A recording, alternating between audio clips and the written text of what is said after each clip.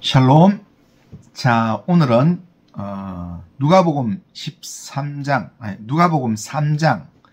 15절부터 22절까지 그리고 그 뒤에 족보가 나눈 내용까지 우리가 생각해 보겠습니다. 오늘 본문은 세례 요한이 예수님을 자기보다 능력 많으신 분으로 소개하는 내용과 예수님께서 요한에게 세례를 받으시는 장면의 내용입니다. 그리고 그 뒤에는 예수님의 아담까지 이어지는 족보에 관한 이야기입니다. 요한이 빈들에서 회개하라 천국이 가까이 왔느니라 라고 회개를 외치면서 선포했습니다.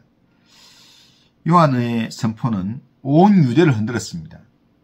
그의 메시지가 영향력을 나타낼 수 있었던 것은 이 요한이 전한 메시지가 하나님으로부터 온 것이었기 때문입니다. 요한이 삶으로 말씀을 보여주었기 때문입니다. 광야에서 외치는 자의 소리가 있다라는 말씀처럼 그가 광야에 살면서 외치는 소리로 살았기 때문입니다. 그래서 구약의 메시아를 간절히 기다리는 사람들은 요한이 오실 그리스도인가를 심중에 생각까지 했습니다.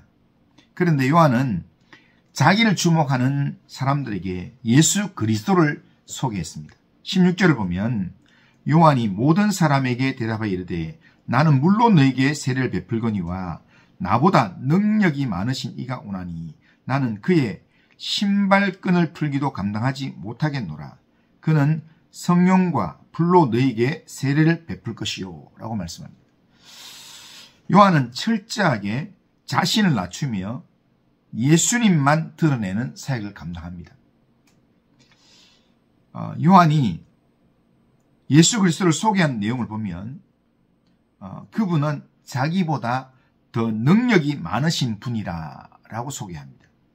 그래서 자신은 능력이 많으신 그분의 신발끈을 풀기도 감당치 못할 정도다라고 겸손하게 표현합니다. 그만큼 오실 예수님과 자신은 비교가 되지 않는다라는 그런 표현입니다. 우리는 요한이 소개하는 이런 능력의 예수님을 믿어야 되고 이 예수님을 통해서 우리가 영적인 힘을 공급받아야 합니다. 그리고 요한이 소개하는 예수님의 모습은 성령과 불로 세례를 베푸실 분이라는 내용입니다. 요한은 회개에 물 세례를 주었습니다.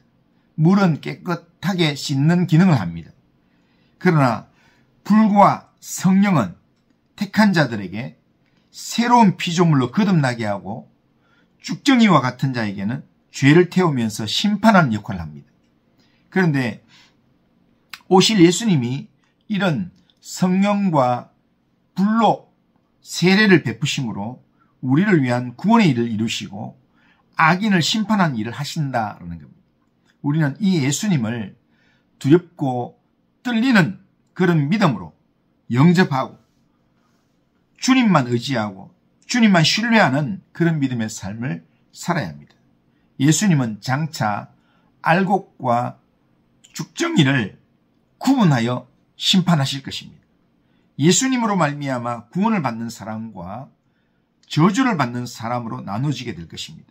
예수님께서 구원과 심판의 주인이 되실 것입니다.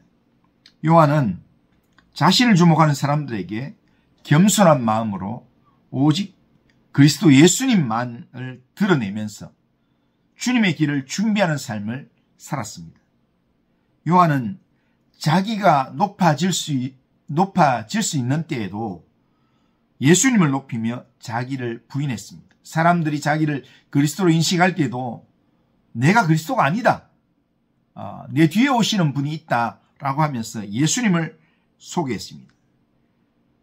그런 요한을 예수님께서 높여주셨습니다. 예수님은 요한을 가리켜서 여자가 낳은 자 중에 가장 큰 자라고 칭찬하셨습니다. 우리에게도 요한과 같은, 세례 요한과 같은 이런 겸손한 모습이 있어야 합니다. 겸손함으로 주님만 높이고 주님만 드러내는 그런 믿음의 삶을 살아가길 바랍니다. 예수님께서는 이런 세례 요한에게 세례를 받으셨습니다. 예수님이 세례를 받으실 때 놀라운 일들이 일어났습니다. 하늘이 열리며 라고 말씀합니다. 그리고 성령이 비둘기 같은 형체로 그 위에 강림하셨다라고 말씀합니다. 그리고 하늘에서 소리가 나기를 너는 내 사랑하는 아들이라 내가 너를 기뻐하노라 라고 말씀하셨습니다. 그런데 예수님의 세례 받으시는 모습이 공간복음에 동일하게 나오는 내용이 나오는데 오늘 누가복음에서만 특이하게 나오는 표현이 뭐냐면 예수님께서 기도하실 때 이런 일이 일어났다는 겁니다. 예수님께서 기도하실 때 하늘이 열렸다고 말씀하고 있습니다. 누가복음은 곳곳에서 기도를 언급하고 있습니다. 예수님의 기도 또한 기도에 대한 내용들 많은 기도하는 내용들을 많이 다루고 있습니다. 1장에서는 사가랴가 성전에서 제사장으로서 분향할 때 백성들은 밖에서 기도했다라고 말씀하고 있습니다. 백성들이 밖에서 기도할 때 하나님의 천사가 사가랴에게 찾아오셔서 아들을 낳게 된다는 예고를 주셨습니다. 2장에서는 예수님의 최초의 말씀이 내가 아버지의 집에 있어야 할 줄 알지 못합니까? 라는 아버지의 집에 있기를 좋아하는 모습입니다. 그리고 누가복음 3장에서는 이제 공생애를 시작하는 적극적인 첫 번째 행동 역시 기도였습니다. 예수님은 기도하면서 제자를 선택하시고 기도하면서 기적을 일으키셨습니다. 수시로 기도하시던 예수님은 성천하시기 직전 마지막 제자들에게 부탁한 말도 약속한 성령이 너에게 임하기까지 예루살렘을 떠나지 말고 기도하라 라는 것이었습니다. 하늘 문이 열리고 성령이 비둘기의 형태로 예수님 위에 임하시고 하나님의 음성이 들려온 것은 예수님께 구원의 활동을 시작하라고 주시는 하나님의 신호입니다. 예수님은 하나님의 뜻을 이루기 위해서 죄인의 자리인 세례받는 자리에 낮아지셨습니다. 거기서 기도하셨을 때 하나님의 응답의 신호가 임한 것입니다. 기도하면 하나님의 응답이 있습니다.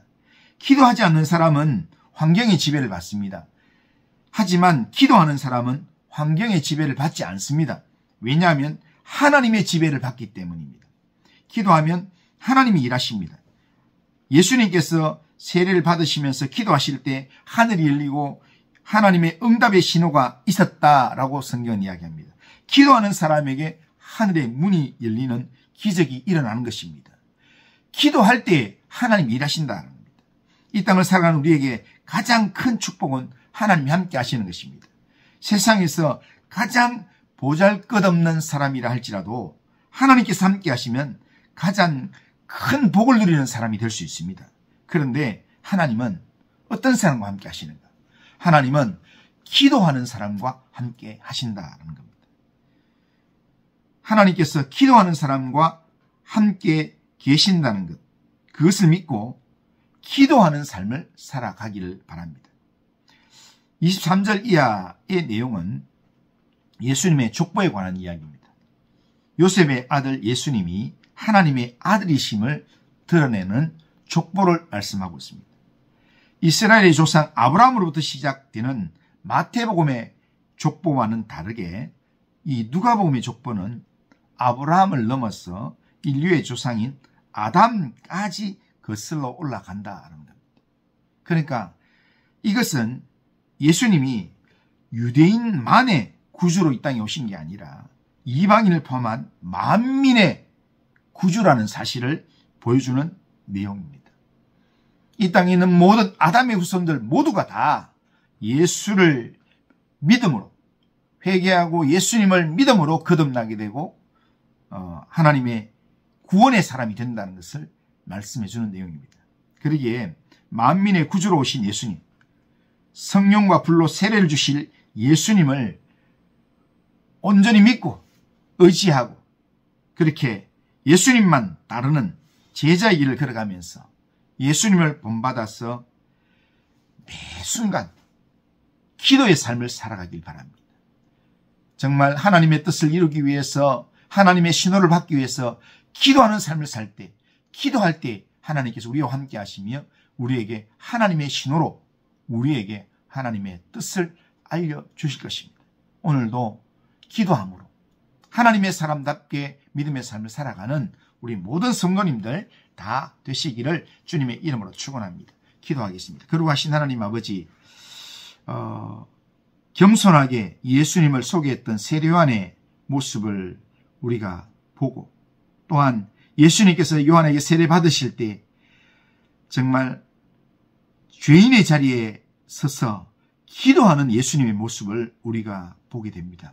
기도할 때 하늘이 열리고 성령이 비둘기 같은 형체로 예수님 위에 임하고 하나님의 음성이 들리는 그런 하나님의 신호가 있었다는 사실을 우리가 보았습니다. 하나님 아버지, 우리의 삶에서 하나님 아버지 하나님의 뜻을 이루기 위해서 하나님 아버지 믿음의 자리에 서고 기도하는 삶을 살 수 있도록 주님 인도하여 주시옵기를 원합니다. 오늘도 겸손하게 주님을 본받아서 주님을 의지하고 주님을 따라가는 그런 믿음의 삶을 살아가도록 우리의 삶을 붙들어 주시고 인도하여 주옵소서.